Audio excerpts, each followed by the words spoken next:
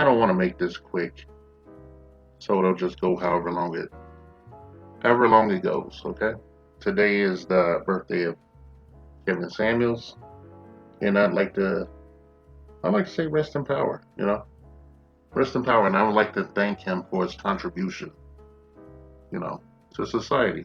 All right, especially our society down here in the colonies. Okay, in the slave quarters. Okay, he was trying to re he was trying to reinstitute the aesthetic of the nuclear family and shit, in his own unique way. All right, and it was attacked, and he was excoriated, but he kept up his work, and he was very successful. Okay, and his presence is felt even now, a year later after his passing. Right, I think the world a poorer place for it, you know, without him. Yeah, everything he did was designed to help black women and black women come together with black men and whatnot to bridge a gap, okay, a communication gap and whatnot. And a lot of the women, blame shifted and they hung him out to dry and they questioned his sexuality and they did all these horrible things and whatnot. But they never took accountability for the fact that they were calling into a show. All he had to do was not pick up the phone, and they did pick up the phone, and as a result, he went viral and he went mainstream. And who knows? If he was still alive right now, he'd probably have his own talk show on some level. All right. And they're still dragging him today and using his videos, you know, to make their dime, to make their daily bread and shit, like gargoyles and ghouls and shit. I want to just, I want to say rest in power, Kevin Samuels. We miss you.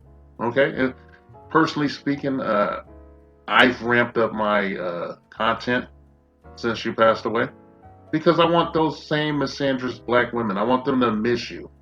Okay, I want them to see some of the content that I do, and go like, wow, Kevin Samuels was like really lightweight with us. He was really trying to help us and whatnot. And the reason he went viral is because he told one particularly persistent woman the truth about herself, and she kept pestering and badgering him and needling him because she was used to getting her way. She was that entitled and shit. It was ingrained in her psyche. I doubt she even realized that what she was doing. And he kept trying to beg off. And then he told her, those now famous words, you're average at best. And then, and then the dogs came for him, okay?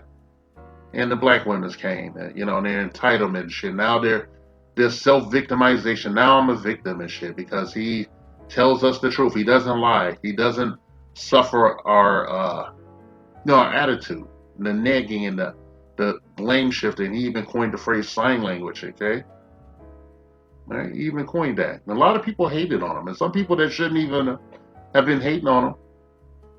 And I'm gonna keep my promise that I'm gonna keep making content in one form or another. And I want these females to miss you. All right, Godfather. He's truly deserving of that moniker. Okay. He was even dragged by a pastor who shared a fraternity with him.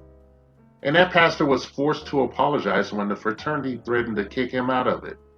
All right? That was Pastor Jamal Bryant, who, by the way, had a child with an underage girl.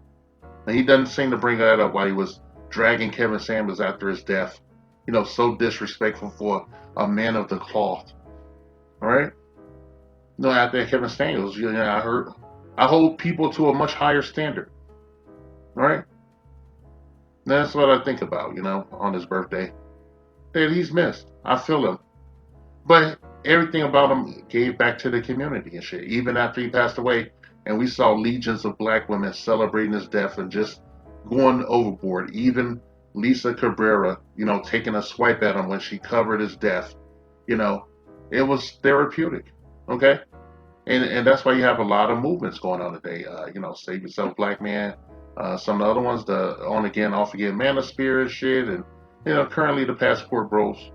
People want to just get the fuck out. They're tired of these women and shit. They know they won't never change. Ain't Kevin Samuels proved this to us. Okay?